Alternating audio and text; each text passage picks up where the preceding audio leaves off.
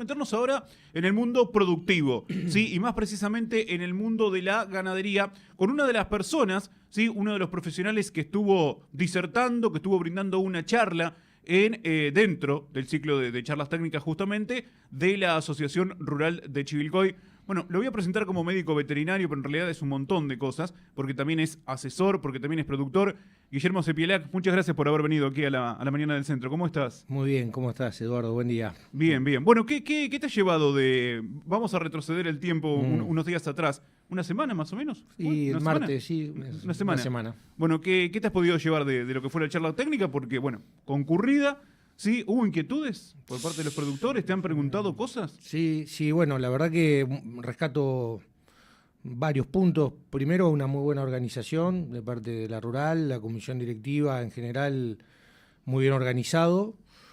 El otro punto también interesante a rescatar es la convocatoria.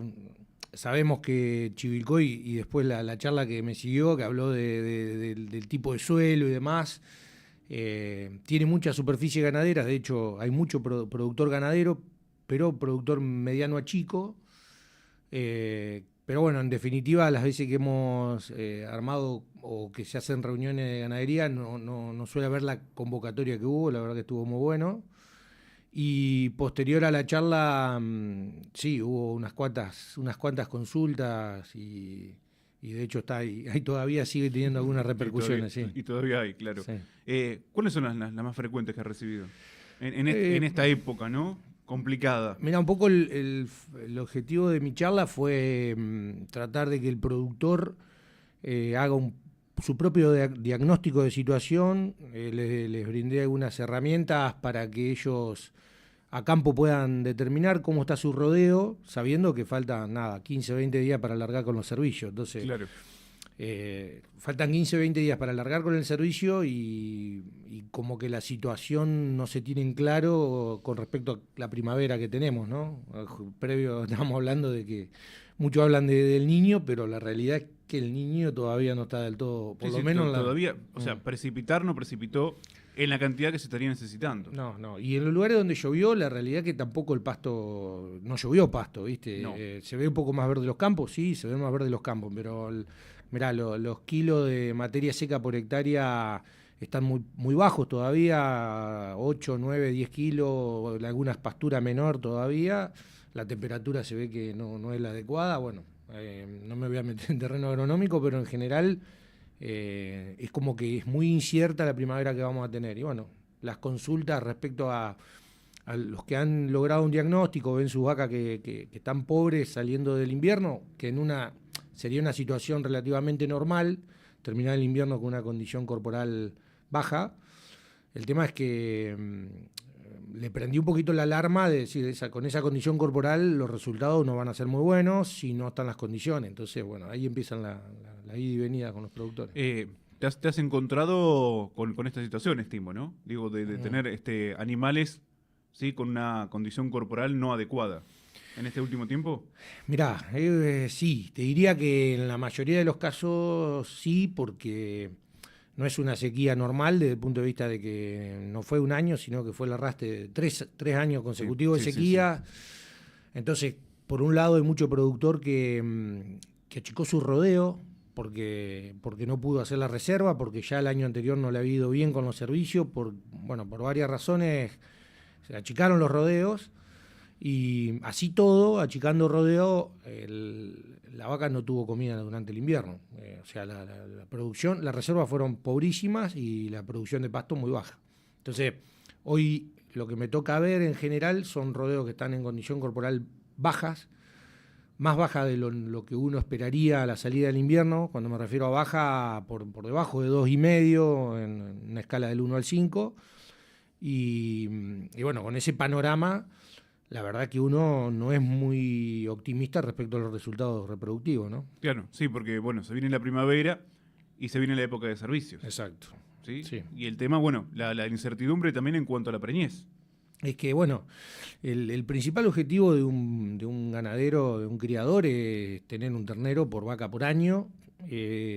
Eso te da que vos tenés 80, 90 días para lograr la preñez en la vaca y cumplir con ese objetivo. Bueno, teniendo estas condiciones corporales, las chances de lograr una preñez en los 80-90 días es muy pobre, es muy baja. Estamos hablando de un 40 o un 60% de posibilidades. Entonces, sinceramente, prende una luz amarilla a roja, diría, en cuanto a resultado productivo.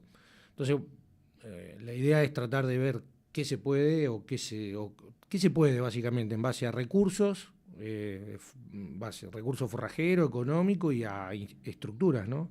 Porque yo te lo digo esto como productor en general, cuando uno tiene un rodeo muy chico y las infraestructuras son escasas, o no tener personal, entonces plantear un destete es muy complicado porque no hay gente, porque uno hace otras actividades también. Claro, sí, sí. Entonces, bueno, ¿qué otras alternativas? Siempre existen. Sí, porque se habla mucho, ¿no, Guillermo, del destete precoz.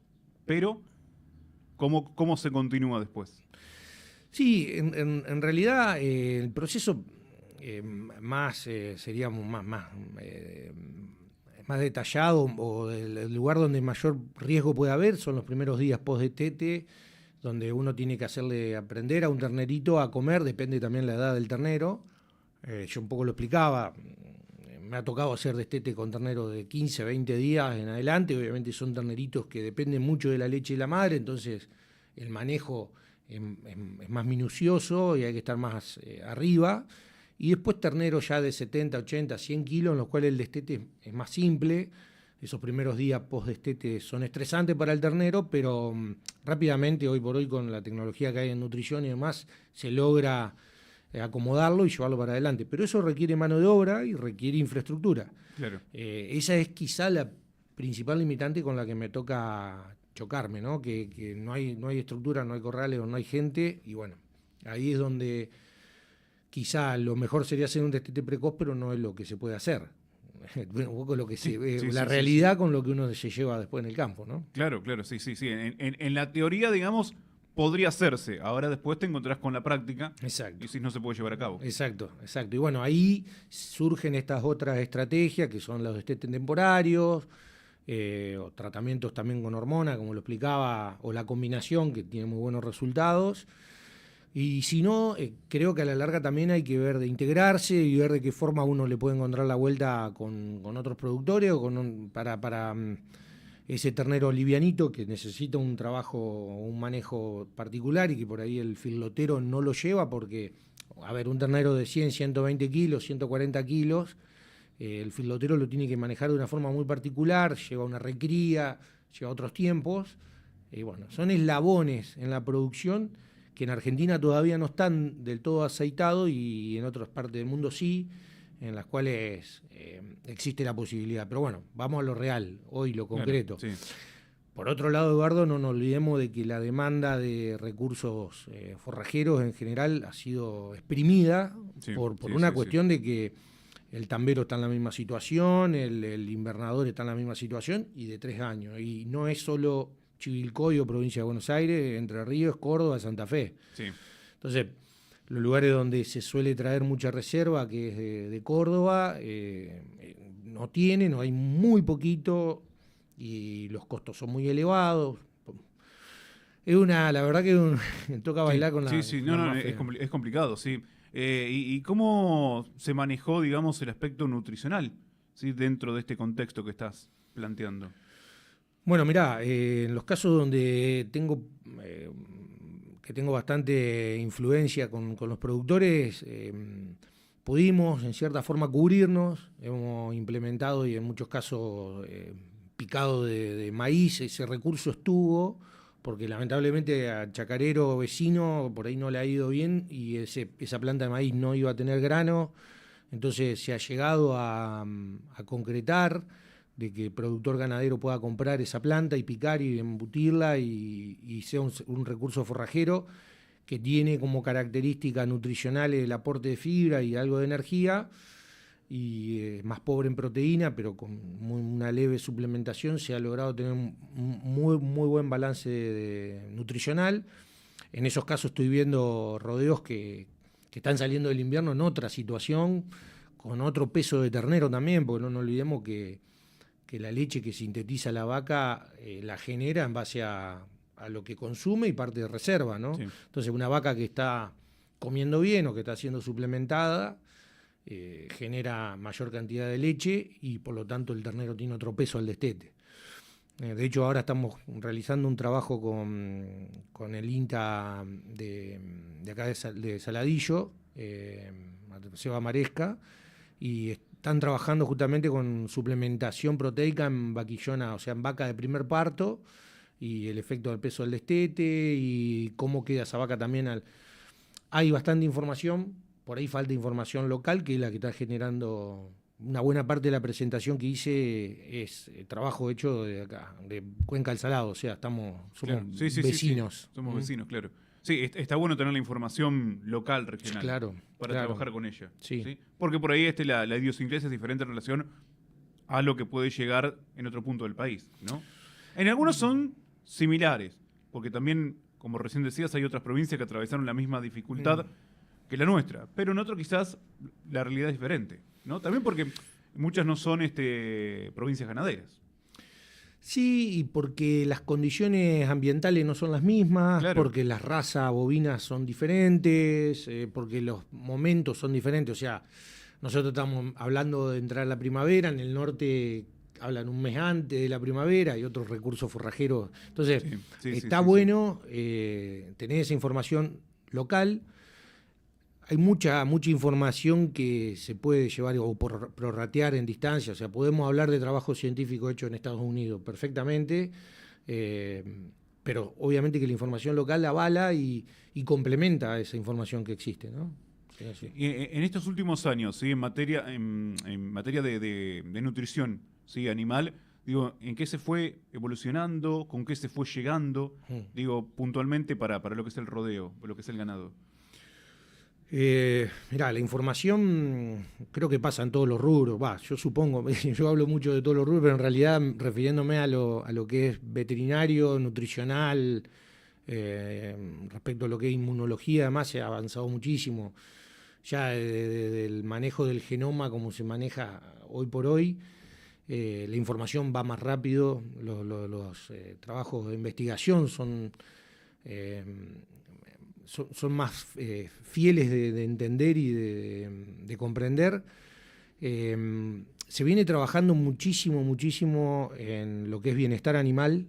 Eso es algo que, yo me recibí, tengo 44 años, me recibí en el 2005 y a la fecha de ese momento a lo que se habla hoy, se ha ido investigando que obviamente el confort animal y el bienestar animal tiene igual o mayor importancia o impacto en la producción que lo nutricional o lo sanitario, o en realidad es como que no se puede despegar una cosa de la otra.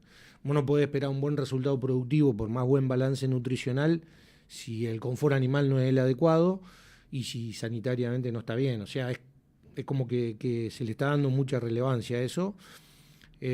También respecto al impacto ambiental, que por ahí se ha salido con una información no del todo correcta y ha generado todo este gurú de que las vacas producen metano y por eso aumentan el agujero de ozono, ¿viste? Cuando en realidad la vaca está totalmente demostrado hoy que mantiene un equilibrio con el balance de carbono. O sea, y desde el punto de vista nutricional se puede manejar o disminuir ese supuesto impacto ambial.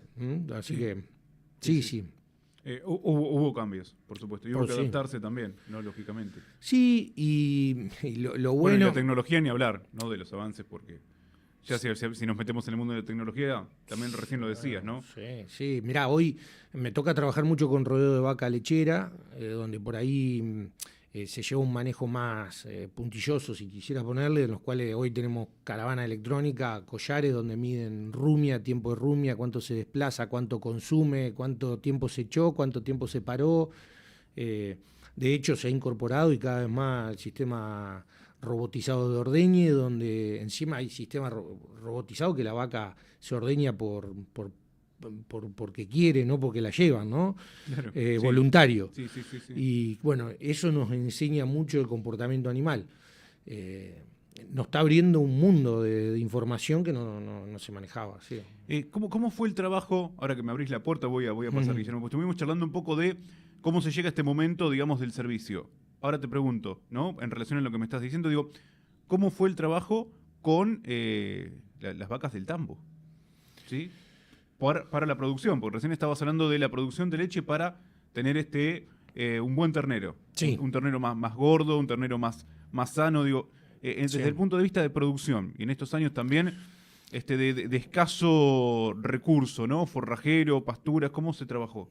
Mirá, no quiero dejar de nombrar, porque parte de ese trabajo del INTA de Maresca se siguió a esos terneros que fueron suplementadas las vacas, o sea que la vaca produjo más leche, el ternero ganó más peso, por lo tanto se destetó con más kilos, y se lo siguió a ver cómo se comportaba en recría, cómo se comportaba en terminación, y quedamos verdaderamente sorprendidos de la respuesta, de cómo se expresa genéticamente, o sea, la conversión que tienen esos terneros y cómo te devuelve en cierta forma toda esa inversión, o sea, cuando es, llevándolo a un extremo de comparación, pero es cuando uno habla de fertilización de suelo, el impacto no solo o rotación de cultivo, lo que impacta no solo en ese cultivo, sino en el que sigue y cómo a la larga. Por eso es cuando uno habla con gente que no es afín al sistema productivo de carne, de leche o ganadero, cuando habla de ciclos largos, cuando uno habla de un año, en este caso es un año entre gestación y destete, o más, hasta el destete, y posterior recría y terminación, cuando hablamos del ternero, de que uno lo programa hasta que llega a la mesa del argentino, o que es carne, pasan 2 años, 3 años, y lo cual cada parte de esa etapa tiene una importancia fundamental en la rentabilidad o no del negocio y en la calidad o no del producto. Me fui, pero no quería pero dejar parte de. Sí, no quería dejar de mencionarlo porque es parte del negocio. A ver, estamos hablando de que es más allá de que hablamos de animales y de calidad de vida de esos animales, más es un negocio en el cual tiene que haber una renta, tiene que haber una ganancia. Sí, por supuesto. Y que esta coyuntura puntual de estos 3 años de sequía, fue una coyuntura larga, llega a que el productor ganadero haya tenido que resignar completamente la ganancia y seguir apostando y reinvirtiendo, porque obviamente que estos procesos de sequía hace que los mercados también se colapsen de vaca. Al principio, si miramos la venta de vaca, la primera mitad del año se vendió un 30 o un 40% más de vaca, que no es porque era buen negocio vender vaca, era porque el productor no tenía cómo sostenerlo. Sí, no tenía capital, claro. Y estamos hablando de vacas que productivamente estaban todavía, o eran jóvenes, y donde había inversión de genética para tener ese tipo de madre y donde no se la pudo sostener. Y productores que han sacado de otro lado, de donde sea, para sostener su rodeo, porque me ha tocado también ese tipo de productor que yo como asesor le tenía que mostrar los números y decirle, no es rentable lo que estás haciendo, no es lógico desde el punto de vista de negocio. Y la postura del productor es, no, pará, yo hace 20 años vengo apostando, inseminando y voy a tratar de hacer lo posible para sostenerlo. Y bueno, la verdad que eso es, no sé si en todos los rubros productivos se da, ¿no? Claro. Esta era también te iba a consultar, ¿sí? Creo que ya me has dado la respuesta de, sostener la producción. Quizás con ventas anticipadas, sí, que no estaban planificadas, pero buscarle la vuelta como para seguir manteniendo la producción ganadera. Sí. No resignar todo.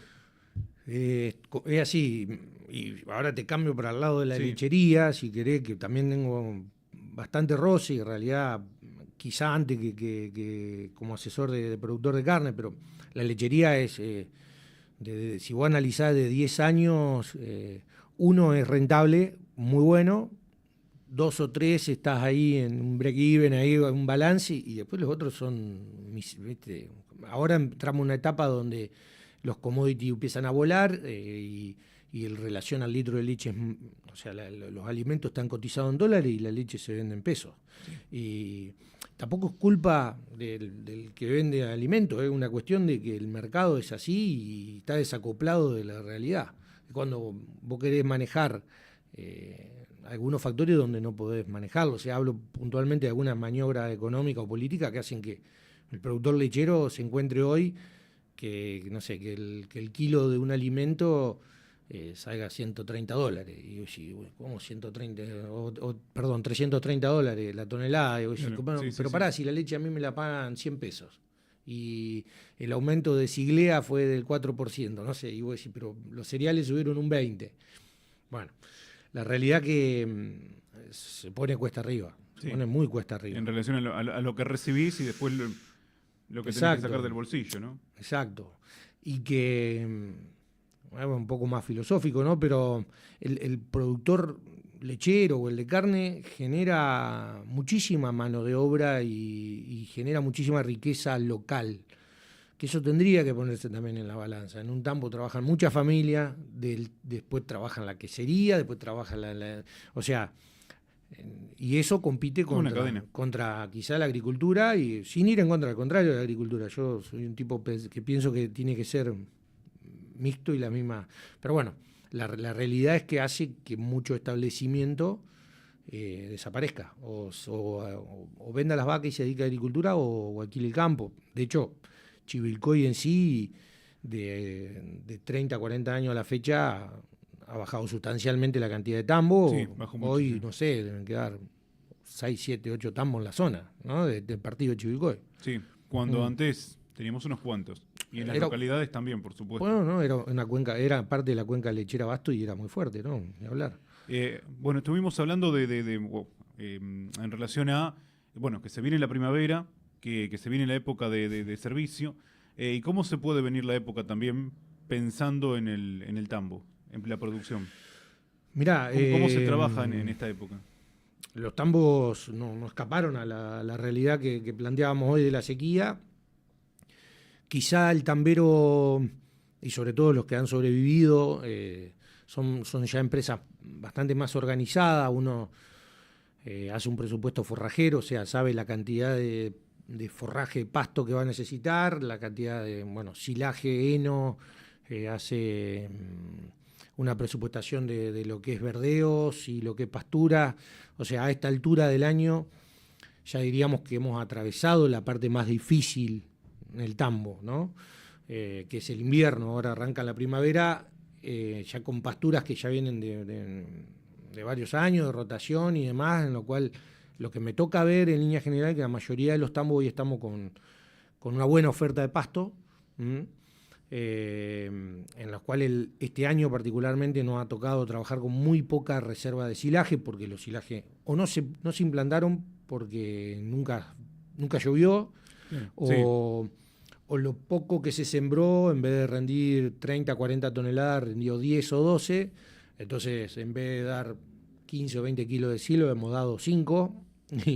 Y en algunos casos ya hace un par de meses que estamos sin silaje, lo que hace que esto lo veníamos charlando con otros colegas, los rodeos están en una condición corporal más floja, pero bueno, en el tambo por ahí estamos trabajando más puntuales. Uno puede, como te decía hoy, hay más identificación individual también y se pueden haciendo algunos trabajos que hace que uno logre preñar la vaca en tiempo y forma, ¿no? Guillermo, una consulta más en relación a lo que estábamos charlando en el arranque, en el inicio, con respecto, bueno, a esta primavera, sí, y a esta temporada de servicios. ¿Se puede trabajar todavía? ¿Hay tiempo? Estamos en el momento. ¿Sí? O sea, me parece que el momento que se dio la charla estuvo bien oportuna para hablar de este aspecto, porque hoy la vaca está saliendo, como decimos, del invierno, con un ternero al pie. Ahora venimos dentro de 20 días, un mes, depende del establecimiento, generalmente en octubre, noviembre se arranca fuerte con los servicios, entonces estamos a tiempo de hacer cualquiera de las maniobras que mencionamos ahí y pueden surgir algunas otras. O sea, tengo productores que están más cerca del anillo industrial, donde empieza a haber algún subproducto que me dice, che, ¿podemos usar malta? Sí, se puede usar malta. ¿Cómo lo podemos combinar? Así, así. Creo que lo interesante es que el productor vea dónde está parado, que haga su análisis, que vea su rodeo, que estratifique su rodeo, si ve que esa vaca que ya tuvo un ternero al pie y que está que es vaquillona, que tiene que seguir creciendo, o sea que todavía tiene desarrollo, es una vaca que le va a costar, pero es el futuro del establecimiento, quizás sea la que hay que agarrar y sacarla, decir, che, para esta vamos a destetar, si se puede, o tenemos un mejor lote o una mejor... Bueno, esta es la categoría que tenemos que tener ojo, porque la vaca adulta ya sabe defenderse, tiene menos requerimientos y es más fácil que se preñe. Entonces estamos en un momento oportuno. Es ahora, por los próximos 20, 30 días, donde hay que tomar decisiones. Bien, bueno, y hay que tomar las decisiones, ¿no? Sí. Bueno, para eso también te convocan los productores, Sí. para que los asesores, ¿no? Sí, sí. Porque, bueno, la toma de decisiones, sí, siempre pasa que a veces después no podés volver atrás, una vez que tomaste la decisión, ¿no? Y son decisiones en las cuales Por eso está hay bueno, que invertir, hay que invertir plata invertir y por lo tanto uno por eso tiene... el diagnóstico que recién decías, vamos a hacer el diagnóstico, Sí. sí, para después tomar la decisión, ¿no? Y por otro lado, si dentro de las decisiones que uno puede tomar es no hacer nada, tratar de predecir un impacto del no hacer nada y saber cuánto nos puede costar. Entonces, de esa forma, ahí es donde tengo todo sobre la mesa y, Claro. y puedo tomar una decisión la más adecuada, ¿no? Bueno, por lo pronto agradecerte la gentileza de haberte acercado aquí a la radio, charlar un ratito con nosotros acerca de lo que es la producción ganadera y el panorama, el desafío o las decisiones a tomar de cara a esta próxima primavera. Te vamos a volver a convocar, ¿sí? Bueno, con gusto. En algunos meses te vamos a volver a convocar y nos contás cómo fue este balance 2023, ¿sí? Y bueno, esperemos que llegue el niño de una buena vez. Sí, a ver, ¿Se lo está anunciando? Que nos deje algo por lo menos. Algo. Mirá, de diciembre del año Eso sí, pasado... que no se vaya de un extremo a otro tampoco. Diciembre del año pasado que estamos escuchando que este año era niño, que marzo, que en abril, que en junio, que en julio, y bueno, ya estamos en septiembre y, a ver, nosotros particularmente Chivilcoy ligó una agüita Sí. que alivió mucho, pero la realidad es que hoy hablaba con productores de Santa Fe, están con la lengua afuera, Córdoba está con la lengua afuera, La Pampa está con o sea, el grueso está muy, muy complicado todavía y bueno, esperemos que llegue. Después seguramente vamos a estar llorando porque llueve mucho, pero bueno, la realidad es que necesitamos del agua, es fundamental. Muchas gracias por haber venido, Guillermo. Eduardo, Muy gracias a amable. la invitación. Guillermo Cepela charlando con nosotros, asesor ganadero, también en este caso médico veterinario, productor, sí, dialogando con nosotros aquí en la mañana del centro. Hacemos una nueva tanda, ya venimos.